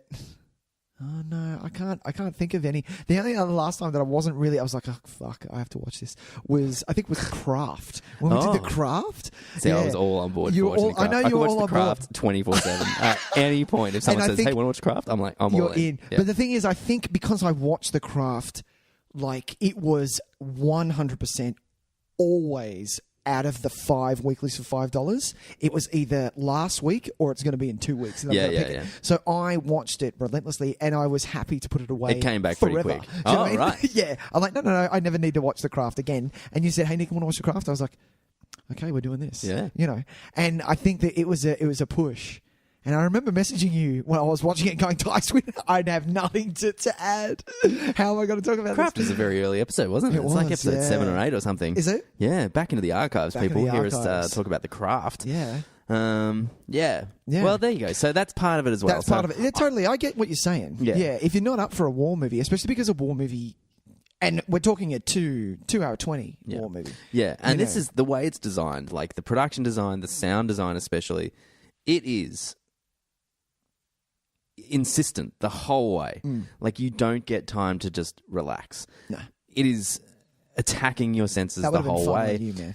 And you know, you kind of got a bit of a headache. You're a bit kind of like already, you know, like a cup of tea, but I can't be fucking exactly. So it's a really interesting experiment to watch a movie like that at that time. Yeah. Because I still, like I said, I still came out liking it a lot. But maybe I would have been more forgiving of some of the things that annoyed me a lot if I was like, yes, let's watch a fucking great war movie. Yeah. Because I think it really, like, I feel bad, but I think it is a great war movie. I do think it's up there. Yeah. What's your favourite war movie, Nick? I don't know. I was trying to think of this. I don't think I've seen enough, to be honest. Oh, really? Because I haven't. It's on my list, Tyson, and it's one of your favourites. I haven't seen Platoon. Is it Platoon? Yeah, it definitely is Platoon. I haven't seen Platoon. Well, I've seen Thin Red Line. I think I turned it off. Oh no, because I was too young. I got it from incredible. I got it from the video store, and I was all about watching war movies at the time. And then I put it on. I was like, "This is shit." I have seen a few. I've seen Dunkirk. I've seen Hacksaw Ridge. I've seen Fury. Fury was. I didn't mind Fury. See, none of those would go anywhere near my top few. You were all about Dunkirk. Dunkirk is a fantastic film, but I like it's going to take a few years before it touches some of these classics. Jarhead, I haven't seen. I hated Hurt Locker. Oh, I hated. Did you really? I hated it. It was fucking shit. Oh, I love the Hurt Locker. Bored. I was fully bored. That's really interesting. I rated that movie very highly. Yeah. Well, I mean, for me, it's the Oliver Stone double. It's Platoon and Born on the 4th of July. I think are two, which I both haven't seen. And it's where a lot of my love of Vietnam War movies came from. I think that I just feel like it's the war that is the most ripe for film adaptations. Because it was such a movement, a massive. It was a fucking big deal. It wasn't like the Cold War or something like that. Like, even though those movies. You're not going to get much out of those movies. I do like 13 Days, by the way. 13 Days is a great movie. I love that movie. Yeah. It's a good movie. But yeah, just the way that there is so much that you can do when you're talking about the Vietnam War, because it was such a, like, there was so much resistance to it, and it was such a representation of where America was at that time and where the world was at, that I think you get these wonderful movies that explore so many things using the Vietnam War as its basis. And those two films, for me, I think are just the perfect examples of a movie that does the war stuff really well as well. Like, it's incredible to watch, but is also saying so much more than what maybe lesser ambitious war movies are doing. I think my favourite war movie then is Full Metal Jacket. Yeah, fair call. Yeah. Only because of, like, not even the war section. It's definitely the lead up to. the war. Yes, of course. So, well, Born on the 4th of July doesn't have a huge amount of actual war right. in it. Okay. It's a pretty small because he goes to Vietnam and is spoilers for Born on the 4th of July, I guess. Spoilers. And is shot relatively quickly, and the movie continues on with him as a paraplegic. Right. But I think it's impossible not to have the shadow of the Vietnam War looming over that whole movie. So it still qualifies as a war movie, I think. Yeah. Platoon as a movie is entirely set in the Vietnam War. There is War. not a second that isn't like in the trenches with it. Yeah. And that is that is an incredible representation of that. But I think they're both equally pretty up there as my favourites. So I'm gonna go. Yeah, I think it's Full Metal Jacket closely by Civil War. Hey, I'm kidding. Cheat. Such a cheat. Yeah, I think that's it. I haven't seen enough war films, I don't think. Get on it, man. Yeah. I'm always up for it. I'll watch a war documentary. I'll watch a war movie. But what is, like, Wind Talkers? You've seen it's Wind garbage. Talkers? That was a bit dismissive. I apologise. I don't enjoy that movie. No. Hearts War? I tried to watch Hearts War. I'm going to be honest with you. I did not enjoy it. Yep. Yeah. And you've seen things like The Longest Day? Because I haven't watched that. No, I've never seen The Longest Day. I haven't seen a lot of pre-80s 80s war movies. Yeah, Okay. I've seen like Bridge on the River Kwai, which is incredible. Massive. Yeah. Great Escape. I guess you can technically call that a war movie. I love Great Escape. Great Escape's not a war movie though. That's an adventure. I know, but it's, but it's set in. It's that kind of that grey area where it's kind of a war movie, but kind of not. But yeah, so it's most of the stuff that I've seen. Yeah, is 80s, like 80s up. Nick, I just want to lastly talk about. Oh sure. Because I feel like we haven't really spoken a lot about the movie, have we? Yeah, I feel like are we doing this movie a disservice? No, we're talking about it, aren't we? Well, let's go back on character. Can we go back a little bit? Let's just touch on some characters and what you think they're. Because we can talk about their stories and their sections. Yeah, if sure. You want. So Josh Hartnett has his little crew. Do you like him? How do you think he did? Excuse me. Was he good? Yeah, I think their story is probably the most engaging, aside from the small, like characters that stand out. Like you've got Sizemore, you've got Fichtner. Yeah. But like for instance, I don't really care for the what's his name, Bugby from Trainspotting losing his hearing, and you don't care for that? No, like that. As much as it's great to see Tom Hardy running around, and it's like early Tom Harding. Yeah. That can probably go. Yeah. You know what I mean? That like section I was think kind of shit. the Josh Hartnett and his crew, because it actually has something to say. They're trying to say something. It's it becomes this thing about. I think if you had to choose what the movie's kind of ethos is, it's that whole no man left behind thing. Yeah. I think that's what it's trying desperately to make sure you come away from this with. It's like, yeah, it was a fucking disaster and a shambles, but no man left behind. And I think Josh Hartnett and his crew most encapsulate that ethos. So I really like what's going on with them. So the Rangers and what they do, it was not bad, but that is the Rangers, isn't it? He's a Ranger. No, he's Josh a Ranger, Hartnett. but he's one of them. I'm talking about, he is. Sorry, I'm talking about what's his name? Who was the lead of the Rangers? Isaacs. Jason Isaacs. Yeah. Well, they get section split up as well. Yeah, they get split up. Yeah. Yeah. So his section was good, but it kind of didn't go anywhere. Well, we get kind of separated every now and then, and so and to be quite honest, there's a lot of dudes that I don't recognize in this film. Like as they pop up, it's kind of like, who are you again? You just look like another like jarheaded soldier. Not a guy. Yeah. So I actually think they do a slight disservice to Ron Eldard's character, because I would love to see what came of him. Who's Ron Eldard? He's the guy that gets kidnapped. Oh, yeah. And he basically gets a line at the end of the film is that he was there for 11 days and then set free. And I'm like, well, show me some of that, because... No, but that's not what this story is about. The story is about the Hawkstown. But it's so important. It's okay. Black Hawk down. Because I find like that conversation with the Somalian warlord, it's probably one of the better scenes in the movie. Because it's a real kind of like, it stops for a second to allow us to appreciate the different point of view. Yeah, absolutely. And I really like that section. The other bit that I wanted to like, but when I finished watching it, I was like, well, why is that there?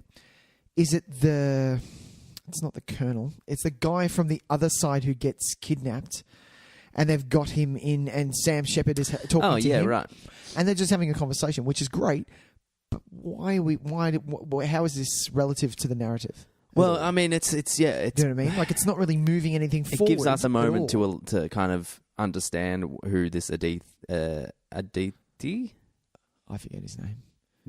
General Aditi, is that his name? Adil. ATTO.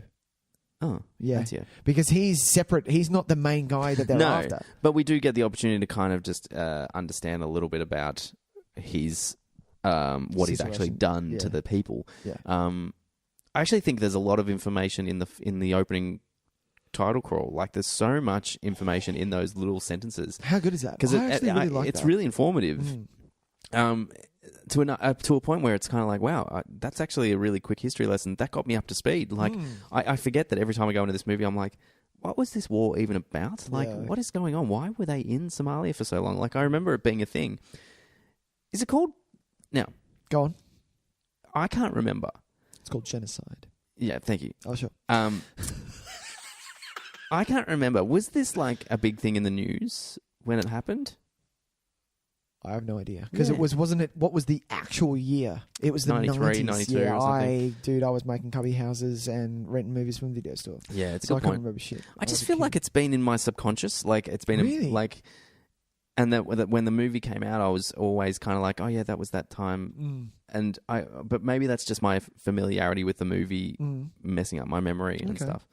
Because I feel like it's weird that in the movie they make such a point of saying Black Hawk Down, Black Hawk Down, and it's like the title should pop up then. Like, it's that whole say thing. it so many times. Yeah. I'm like, yeah.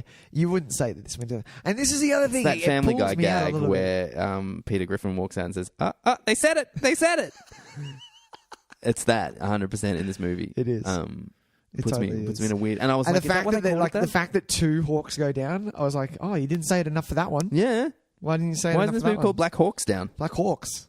Because Black Hawk sounds better. Black's Hawk Down? It's like Black's Attorneys Hawk. General. Black's Hawk. Last thing, Nicholas. No, I want to keep going. I got nothing else. Nothing else to add. The other thing I do want to talk about is the soundtrack. I think the soundtrack is really strange. Yes. Oh, strange. Yeah. Strange? Yes. What? Okay, so I'm going to tell you why. Okay, here we go. There is some wonderful stuff in this. Hans Yeah. Zimmer is doing some really great stuff. That Beautiful. piano theme I've heard a million times since this movie. That's because it was this movie that did it first, though. It's a trailer staple, isn't it, this thing? Please. Yeah, 100%. Please. But Yes. other than that, it's a real mishmash. What are you talking about? It's amazing. What's with... So, the soundtrack itself, the choices, I think are all okay. Like, in what they're trying to represent. We get some nice 90s... okay. We get some nice 90s kind of jams with like some Faith No More and stuff like that. But then we get... You get Hendrix in then there. we get Hendrix. And you're like, hey, wrong wall. But apparently this is... I heard it was not the Hendrix version, but Wrong it sounds wall. like Hendrix. It sounds like him. Apparently it's Don't a put Stevie it Ray in. Vaughan version or something. What? I'm like, well, I don't care. Like, because what that ends up doing is 100% what you just said. Wrong wall, mate. It makes you go, oh, it's so reminiscent of Vietnam that it confuses your And if that's what you're trying to do, sure, but it doesn't work. You can suggest that. Sure. No. But it's I find it as jarring as if they had chucked into some Credence at that point. Exactly. Like, it was like, oh, hang on, no, we've just come off from out of nowhere or whatever from Faith No More. Yeah. You can't then go, you know, some folks like, and they're all, you know, it's you can't strange. do that. It was weird. So I find, some of the choices weird. And then, do you notice that every now and then there's like some like legit new metal going on in this soundtrack? Really? It was so strange. That's awesome. For instance, the bit where they arrive at the not at the end when they get to the stadium. It's like halfway. It's when Tom Sizemore gets to the stadium, and then they decide they're going to go back out again. Yeah. There's weird new metal soundtrack. It's like oh yeah. I remember that. This is not working You for didn't me like at that? all. No, I didn't like it one bit because I think there is such great other stuff happening. Okay. Like that piano theme is beautiful. There is some really nice string stuff happening. And then all of a sudden like it's the new 2001 in a nutshell. Yeah, it's 2001, man. New metal. But the movie's not set in 2001. Oh, yeah, good point. All right. And we've got like this real like cheesy like Limp Bizkit style guitar riffs happening. I was like, oh no, Hans. Oh, Hans Zimmer, what are you doing? Please stop. Yeah. Please stop. I didn't notice that. I need to go back now. Check it out, man. It's pretty. Well, it's not as rocking. if I'm not going to watch Black Hawk Down again, because this is the thing. Biscuit. At the end of, pardon me. Pardon you. At the end of, I had beer. Sorry. At the end of this, I was like, I enjoyed myself. I could watch that again. Obviously, I would like you to watch it again when you're not sick, and I bet you rate it higher. I probably would. Well, Yeah. this is because I went in and I changed my IMDb rating because I had this rated higher in my IMDb from the previous time I'd watched it. Right. And I knocked a star off to this time. I was like, no, that's not an 8. That's I a did 7. that. I did that with that's something I watched this week as Yeah, well. right. Yeah, I did that with the first Thor. Oh, I knocked one off the first Thor. Can't wait. Yeah. Well, Nick, I reckon that might wrap us up. Black That was Hawk Down. Black Hawk Down. Ladies I and like the gentlemen, talk. why don't you tell us your favourite war movies? Because Yeah, I'd like to hear it. we haven't really. What's a standout? Yeah, what is? And don't all just tell us Saving Private Ryan. Hey, What's the standout that we might can't- not have heard? Like, or Exactly. might be a little bit of a left of field answer. Like if someone decided that they wanted to call Empire of the Sun Oh, sure. their favourite war movie, I'd be like, Sure. oh, hey, good choice. Well done. Really cool. Thin Blue Line. Is that a thing? No, that's not a thing. That's Okay, a movie take about it easy. police, I think. All right, sorry about that. No, checking out. Or All right, I don't then. know. What's another war what's movie another is Lawrence of Arabia. Oh, maybe, yeah, fuck yeah, that's a war there movie. you go. Tigerland. Tigerland. I like There's Tigerland good. a lot. There's one. What's another one? We're just going to randomly name The war Empire movies. Strikes Back. I've heard that's fun. That's a Star Wars. Oh, damn it. Okay, let me Yes, try again. That Let me try war is again. happening among the stars. Star Wars. Coming to a cinema near you. I'm not too far off. I like it. Nick, why don't we move on to our next segment? Let's move on It's to called What Did You Watch This Week? We didn't swing it that time. I That was amped it weird. up We a bit. went, "Ba-da-da-dun." Yeah. It was like a totally different vibe. Did I you liked like it. that one? Yeah, because we usually we're like "Ba-da-da-dun," which is a bit more kind of like swung shuffle. This time we went straight. "Da-da-da-da." Anyway, Amp it up a bit. yeah. I like What'd it. you watch this week, Nick? Tice, I have polished off phase 1. You done? All Polished of it phase off. 1. All of phase 1. I Nicely just have to. I haven't done Avengers yet. Well, but technically, you're lying to us. damn it! You're going to call me out on my shit? Yeah, It's fair deal. happily. Well, I'm one movie away from finishing phase 1. I Nice. clocked it off in 1 week. 1 week. Good work. I thought I'd do it. I did The Incredible Hulk and Iron Man 2. Now, a lot of people that, Nick, which way are you doing it? Are you doing it, chronologically? Are you doing Cap first, then Captain Marvel? Well, no. I'm doing them via release date. Yeah, Why? that's the way to Because do it. I'm me and I'm allowed to do what the fuck I want. I mean, who doesn't do it via release date? Do people just watch all the Thors and then all the Captain Americas? Some and then people. all the Iron Mans. That's the worst idea I've ever heard. That's terrible. Some other people watch it chronologically, the way that it's meant to be. Yeah, you have to. If you're going to do one of those, you have to watch it chronologically. No, but the other way to do it is via... No, but that means... Story chronologically. Exactly. So that means that Captain America America is comes first. first, and then Captain Marvel is second. Okay. If you're going to do it storyline-wise. Well, all right. No, don't do it like that. Do it release day. So I rewatched them again, Tyson, and the highlights. Yeah, what's the standout this time? The through? highlights was definitely Iron Man 1. Yes, of course. God damn, it was movie. good. It's a good movie. I've forgotten how good it was. Cap? How did Cap go this time? Cap was good. Cap I watched last night. Yeah. Cap's my fave. I always love Cap, and a lot of people had to warm to that film because Joe Johnson doing his thing. Me included. You included. Yeah. But I kind of knew I liked what they were going for. It was kind of a throwback to ye old comics and things like that. And yeah, I really dug it. Nice. My one gripe is what they not letting Red Skull live. I didn't like that. I hate that. Well, technically, I know. Technically, he's still alive. around. I know. But I wasn't a fan of. Well, I was him touching the Tesseract and him, kind of imploding. Yeah. It had to happen because he wasn't able to hold that much power. Which is Sure. But yeah, massive standouts. Yeah. So nice. so Iron Man 1. And Thor, like I mentioned before, Thor's dropped. gone down a bit. It dropped from a 7 to a 6. Wow, which is a big drop. Yeah, it's. Well, I can't do a half. Yeah, I really on IMDb. no, I wish you could do a because half. That's we're getting out of control because then you'll start talking about quarters and it'll be like Exactly. everything. There's people that rate movies out of 100, and I'm like, Jesus Christ! how do you get what sits at 32? I was about to say, you yeah. fucking What dickhead? distinguishes a 64 from a 65? I would love to sit down and have a conversation about that. But you know, Thor. Don't get me wrong. Thor is a great film, and I don't watch that for Chris Hemsworth. You watch that for Tom Hiddleston. That beautiful monologue of him confronting his father in such a Shakespearean way of tell me, and it's so good that I rewound it and watched the monologue nice. again. You know, I love that. I love that scene. I'd love to watch Thor again. It's been a really long time. I'd say that's probably the one I've watched the least out of the Phase really? 1. Yeah. Yeah. Even That though I was- love Thor so much, that first movie, I've seen Dark World more than I've seen the first Jesus Thor. Christ! Yeah, I still rate Dark World. You're the only one. I am the only I think it's. You know what? And I'm about to watch it again. But I think Dark World, it's all right. It's just that the end sucks. I think that the half of the movie is good, and then the end sucks. But Yeah, anyway. right. But Thor, like the first Phase 1, what you're looking at is origin stories, and Yes, indeed. and not a lot of people like them. Well, No, it's hard to pull off a good origin story. Yeah, Like, you've got to work really hard to make it work. Exactly. And I'm, as far as origin movies go, I think they're all really solid. Like, don't get me wrong, I think they're all equally enjoyable. They're great. I think we have an episode on The Incredible Hulk. We do. It's the only Marvel movie to this date, aside from Infinity War. that we've Shit. actually done an episode on, which is ridiculous. Really? Yeah, I'm pretty that's sure. true. So we must. Well, we always revisit. kind of when we say let's do a comic book movie because we've got a segment for it, we kind of go, well, We tend to drift away from Marvel, don't we? yeah, We because kind we of do talk other about it stuff. so much. Yeah, it's because there's so much, there's like Judge Dredd, there's Dick Tracy, there's so much other. Let's do the Phantom for crying out loud. Oh yeah, the Tyson. Phantom.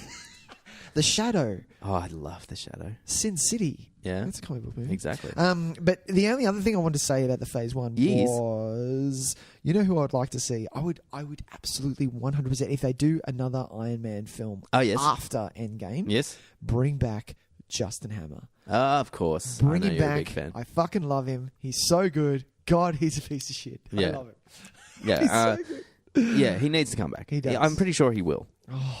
He must. Really? Yeah, because I feel like to have such a character that people love, because everyone loved his performance, and to have him just kind of sitting in the background, Yeah. I think they'll bring him out at some point, for sure. But yeah, what did you watch, Tice? What did I watch? Well, actually, I watched a couple of things, and they're related. I watched Jackie, Oh, the movie from a couple of years ago about Jackie Onassis. Jackie Onassis. And I wasn't the biggest fan. Natalie Portman. Yeah. Disappointed in that film. I think it's got some real issues, real problems. One of which being its score. I think its score is distractingly bad, and got to a point where I couldn't appreciate the rest of the film because I was constantly distracted by the score. Yes, and then I discovered that the score was Academy and BAFTA nominated for Best Score, and I nearly threw up in my mouth a little bit. It's an amazing example of music doing the wrong thing, attracting attention for all the wrong reasons. Right.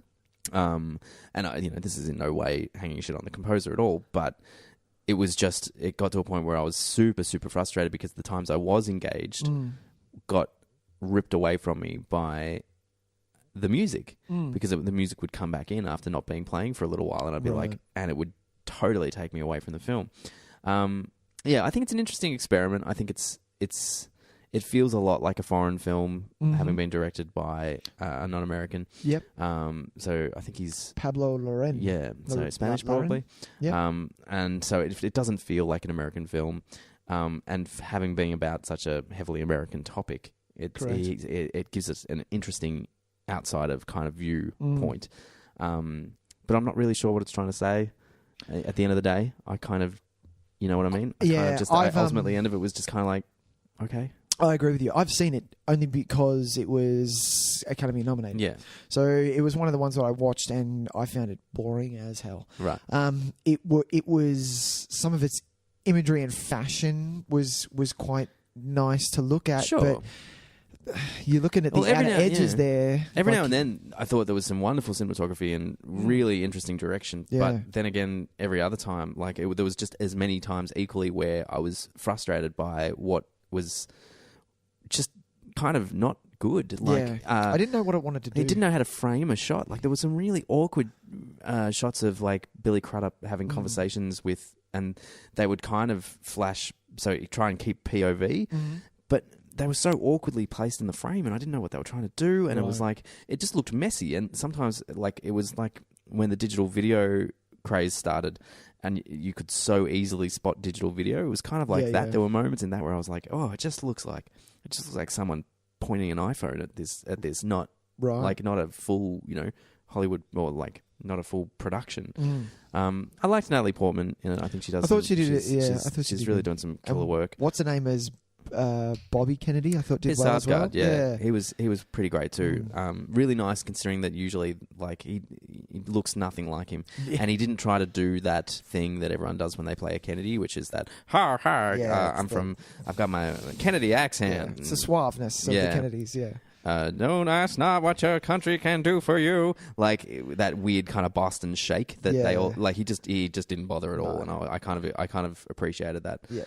But yeah, overall I was kind of disappointed because I'm fascinated by Kennedy and everything surrounding him. Yep. So I ended up watching JFK closely after Tyson, one of your favorite films. Which is one of my all-time favorite films, and it only grew in esteem. It is a benchmark in 10 out editing. of 10, Tyson. It is a 10 out of 10 it's for a me. 10 out of 10, Tyson. Absolutely. Oofed. It is, and it's not a short film either. I remember. No, it's a good 3.5 hours. Shit. I watched it over 2 nights, maybe even 3 nights. I think Is there segments where you can do that? There's pretty clean moments where you can. I know where they are. Right. The good moments to kind of pause.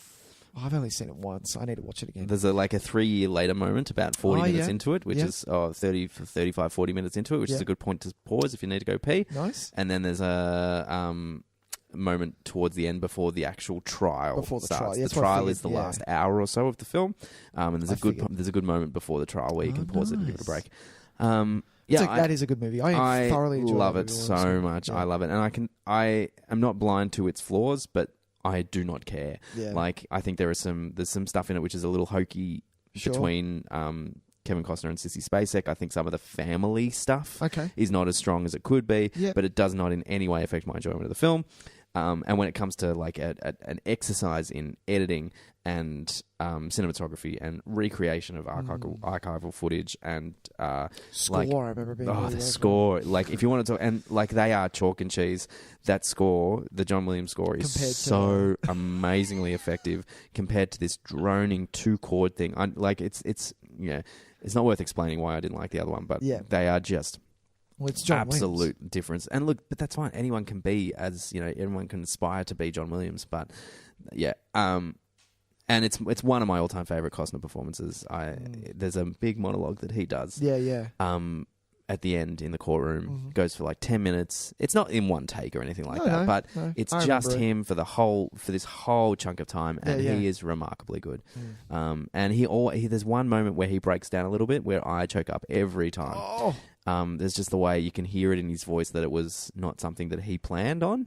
And Costner himself? Yeah. I could be making it up. Shit. But it feels like he's legitimately choking back something, and it's not like an acting choice. It feels like he just got caught up in the moment, and he carries through. I would love it if it was just a moment that got captured. Have you seen? Obviously, you would have listened to audio commentary making. No, I've never listened to the audio commentary. Oh shit! Yeah, I should. Absolutely. Well, I get funny about commentaries. No, it's not that I don't want to. It's just that I kind of want to watch the movie, and so when I think I might watch it with the commentary, I end up just turning it off after a little while because I'm wanting to focus on the movie. When I watch commentaries, I try and do something else while I'm watching. If commentaries were like podcasts, spot on. I would throw them down. Absolutely, knock them back like you wouldn't believe. Yeah. I think it's the fact that you sit down to watch a movie and then you hear some people talking. You're right. I probably should put them on while I'm cleaning the house or something, and so I can just hear the directors talking or the people talking about the film. So when they start talking about a particular scene, you get a glimpse. You say because you would know JFK backwards. Yeah. You go, okay, now I know. I know exactly what they're talking about. Yeah, for sure. Yeah. But it's so good. If you haven't seen it, I just can't recommend it highly enough. Yeah. Especially if you are in any way interested in filmmaking as a craft,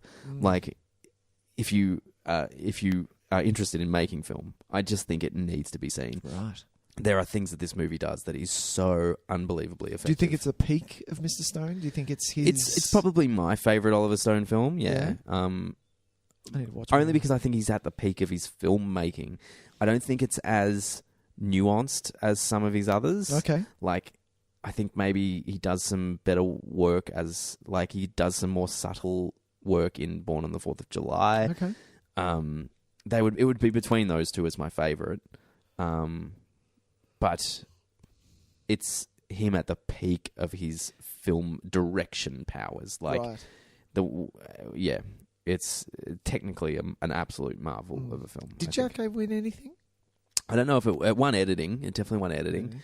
I feel like I'm making that up now. Actually, Really? maybe it didn't win anything, and it was just nominated for a whole bunch. I feel like it won editing, and it was nominated for a stack of stuff. But did it win score as well? No, it won cinematography as well. That's a great choice. Okay. Yeah, but it was nominated for picture, supporting role, director, screenplay, sound, and score, and they were all huge. They are all definitely warranted. I'm surprised. Who won over picture? 91. That was 92. Oh, that was Prince of Tides. No, I thought you were going to say Prince of Thieves then. No, that didn't win. What am I talking about? Hang on. I'm surprised. I think the reason why he didn't win director was that he'd already won twice previously, and they weren't comfortable giving him a third at that point. Oh, really? But I think it is well and truly deserved. It was Silence of the Lambs. No, that's the. Oh yeah, Silence of the Lambs, of course. Prince of Tides was nominated but did not win. Isn't it? Yeah. I mean, that's fair. I mean...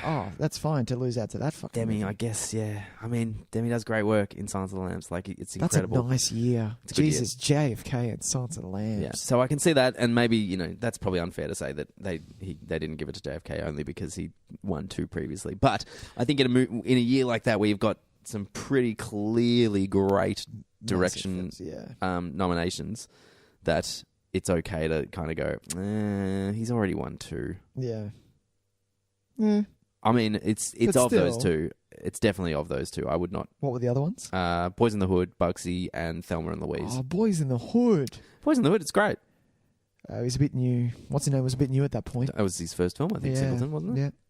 Yeah. Anyway, I like that's what I saw this week, Nick. Nice, Tice. Shall we do? We haven't done this for a little while. Yeah, I forgot it existed, but we've got to do some Crossing the Streams. I got nothing in me. Like, that's the best I could do. Look, you covered for me pretty well. I covered for you pretty well. Nice. I can be your backup. Not a problem. Shall we pick a war film? Oh, shit balls. All right. Yeah. Shall we pick a war film? All right. Well, I'm going to go. I'm just going to check new editions and then we'll pick a war film. I'm going to go to Netflix war movies. You're going to Netflix war movies. Yeah. Here we go. I'm going to see what we got. All right. Whiplash. No. We always just recommend Whiplash. I love it. This week, I'm recommending Whiplash. I like it. All right. Well, I'll go Stan and type in war and see what comes up. How do you not have a genre for war movies, Netflix? What are you doing? People are loving this, by the way. They're really getting involved. Well, this is good.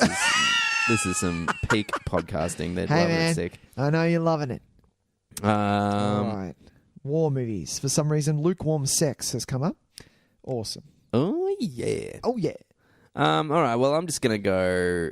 This might be cheating a little bit. Oh, go on. But I'm going to recommend the... on Netflix, you can watch the Ken Burns Vietnam War documentary. I've heard this is so good. I've heard that all Ken Burns stuff is awesome. Ken Burns stuff is so good. I have not seen all of this one. Right. I've watched his one on World War One, and what else? The Civil War one. I've seen parts of. Seen parts of his Prohibition era. Yeah. Like have you seen the Jazz one? As if I haven't seen it. Like, what is wrong with me? But I have not seen it. But yeah, so it's if you like Ken Burns, his style, he invented a fucking iMovie filter, so they call it the Ken Burns style. That thing where you take a photo and you slowly kind of move and zoom in on one part of it. That's Ken Burns all over. Ken Burns. It's a 8-part or 10-part. Each episode is movie length, hour and a half to hour 40 minutes. Right. Examination of the Vietnam War. The way he structures his documentaries, which I find fascinating, is that he finds people to talk to. He doesn't just tell it as a story, he allows people to tell the story. Right. So he finds like a soldier from, a random soldier from the 3rd Brigade and interviews him and his family. But at the same time has like a Vietnamese American talking about his grandfather who Right. blah, blah, blah, blah, blah, Right. you know? And so instead of it just being fact-based and here are the facts, he tends to he makes everything personal. Everything has a personal touch and everything is told from the perspective of somebody that was there. It's not just information. Right. And so it makes it fascinating. And if you are in any way inclined to enjoy documentaries and you have not discovered some Ken Burns stuff, I would say do it. Get all over it. There's a fair bit of his stuff on Stan and Netflix. There is, yeah. It's kind of littered all over the place. Yeah. So get on it, enjoy I like it. Vietnam War, Ken All Burns, right. Netflix. Well, I was going to. I can't really do anything here. I can't do Valkyrie. I haven't seen it. Valkyrie's not a bad movie, but Are you we being can't serious? talk about it anymore. Oh, that's true. Yeah. We can. I don't like this, and I can't talk about it anymore. We can. Well, other people worked on it. Other people worked on it. I know. We talked about The Great Escape already, but that's another one. What I'm going to try and talk my way through this because I remember this being really good. Crimson Tide. Oh, all right. There we go. There's a film for you. 1995. Tony Scott. Instead, nice. I like it. Keep it in the family. It's more of a pull for power. I remember being so. It's Denzel Washington and Gene Hackman. Gene Hackman. I was about to say Hugh Jackman. Oh my God! I've just realised that Hugh Jackman and Gene Hackman it's the same name reversed. It is Hugh Jackman, Gene Hackman, almost. But yeah, it's sort of a. It's almost like a chess match in a submarine. Like it's really. What I remember of it because it's been a while. It's been a long time since I've seen it. But yeah, I remember it being really good. Yeah, so you know what? Give it a watch. I remember Tell it me being if like was good. the better movie, one of the better movies of that Yeah. Bruckheimer era. Yeah. Like one of the actual legitimately good movies, not like something like Con Air where it's great and it's a really great time to watch it. I fucking hate Con Air. You hate Con Air, exactly. But say what you like about Con Air, it's not exactly high art. No. Whereas Crimson Tide always felt like the example of a very good movie that Bruckheimer and Silver released. Yeah, because they got a decent director to do it. Well, they had they had good directors for some of the other stuff, Yeah. but it always felt a little bit separate from Who directed The Rock. Con Con Air is Simon West, I believe. Westy. Yeah, who did Gone in 60? No, that was Dominic. that was Dominic Sena. Simon West did one of the Tomb Raiders? Oh yes, that's right. Maybe? Yeah, Tomb Raider, Rise of the Silver Surfer. I remember. Exactly. Yeah, and so I'm a big fan of Crimson Tide. What was I gonna? I remember. Oh, this is what I was going to say. I remember watching Crimson Tide and then thought it was really, really awesome. And then I watched U571, and I was like, "Shit, that was way better." Do you remember U571? U571 was better than Crimson Tide. Yeah, are you kidding I me? turned off U571. Are you being serious? I am being 100% serious. I watched it and I was so excited because I'd never seen it before. U5. And I was like, yeah, cool, let's do it. And I got 7-1. about 45 minutes in and I was like, I don't like this movie at all. Well, I maybe I turned need it to off. go back then. All right. I Well, think I'm going to Crimson have Tide a is much better. I think Hunt for Red October is much better. I'm going to have a double submarine. I'm going to have a triple. I'm going to go U5. I'm going to go Crimson, and then I'm going to watch fucking Under Siege again. Because You know fuck what? it. You should watch K-19, The Widowmaker. I'm not watching that. I'd be interested to watch that movie. It's Catherine Bigelow. Really? Yeah. Is it really? Yeah. Isn't that weird? Oh, I didn't know that. Yeah, it fell away. No one gave any fucking two shits about that. Harrison Ford in a Catherine Bigelow film. Yeah, but Catherine Bigelow was also a fucking hurt shitter. Yeah, well, see, I find that really strange, man. Hurt Locker was the movie of that year for me. Yeah, clearly it was because it won Best Picture. Yeah, I was Bah. obsessed with it. Why? I've seen it like fucking 8 It times. was so fucking boring. I love it. Oh, That's so strange. We're gonna have to do a Hurt Locker episode so we can get fuck we can off. get I'd at rather each shit other. the bed. Say I'd rather shit the bed. Yeah. That's such a dramatic response. I love it so much. Now fuck this. I'd rather shit the bed. It's so good. Oh my god, ladies and gentlemen, that is the end of our episode. My name's Nick. Yes, you are Nick. This is Tyson. This is Tyson.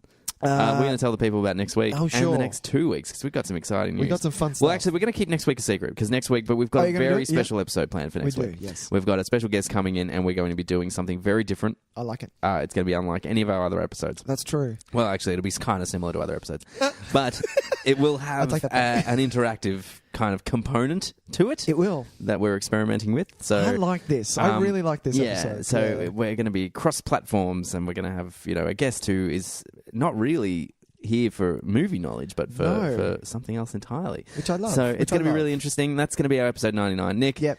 We went back and forth, but episode 100. 100. There was no other way to do it.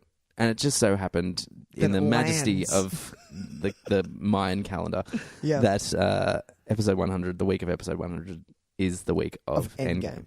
So, ladies and gentlemen, for our 100th episode, and it couldn't have gone any other way, we'll be doing a full spoiler massive review discussion of... Yep. We are going to review a film. Yeah. We're going to review this film. So we'll be seeing Endgame and recording the podcast probably the day after. The day after, yeah. So you're going to get it pretty quick. Yeah, so you will probably get it out for American audiences the day of. Yeah. And because it's a special episode, we're fairly comfortable with it being quite a long one. Exactly. I'm just bringing this on you now, Nick. I was also thinking that we might do a bit of a roundup of the MCU for the people. Yes, I would love. I mean, for those listeners who haven't seen it, don't worry. There will be a non-spoiler. There will be a non-spoiler section, and then so you can't just not tune into your favorite podcast because I know you love us. But also, every person in the world is going to see this movie within the first week. So, well, if you're not, you're going to have to. And people that listen to movie podcasts are going to see the movie. Exactly. So. But so that's very exciting. That'll take us through to episode 100, and then 101. Who knows? 101. Well, who knows, Nick? Well, I know. What do you want to do? We're doing Con Air. What a step back. What a disappointing step backward. We are not fucking doing Con Air. Yeah. We will do, I don't know. We'll do something. We're starting a new, it's phase 2 of Nick Tyson Videotape. Phase 2. So we'll have, it'll be much the same, to be honest. It'll be mostly just singing. Yeah. There'll be a singing element to it. Oh, yeah, that's all right. We're going to do musical episodes. Exactly. Yeah, that'll be good. But I've been Nick. This is Tice. If you would like to, thank you for joining in on our lovely episode this week about Black Hawk Down, or Black Hawks Down, which is now we've renamed it because exactly. Black Hawk Downs. Thank you for joining us. Please share, rate, review, star, all of those things. Please do. Write us a review. We've been getting a few newies. Yes, it's been really lovely. We've had some great new reviews, some new recommendations.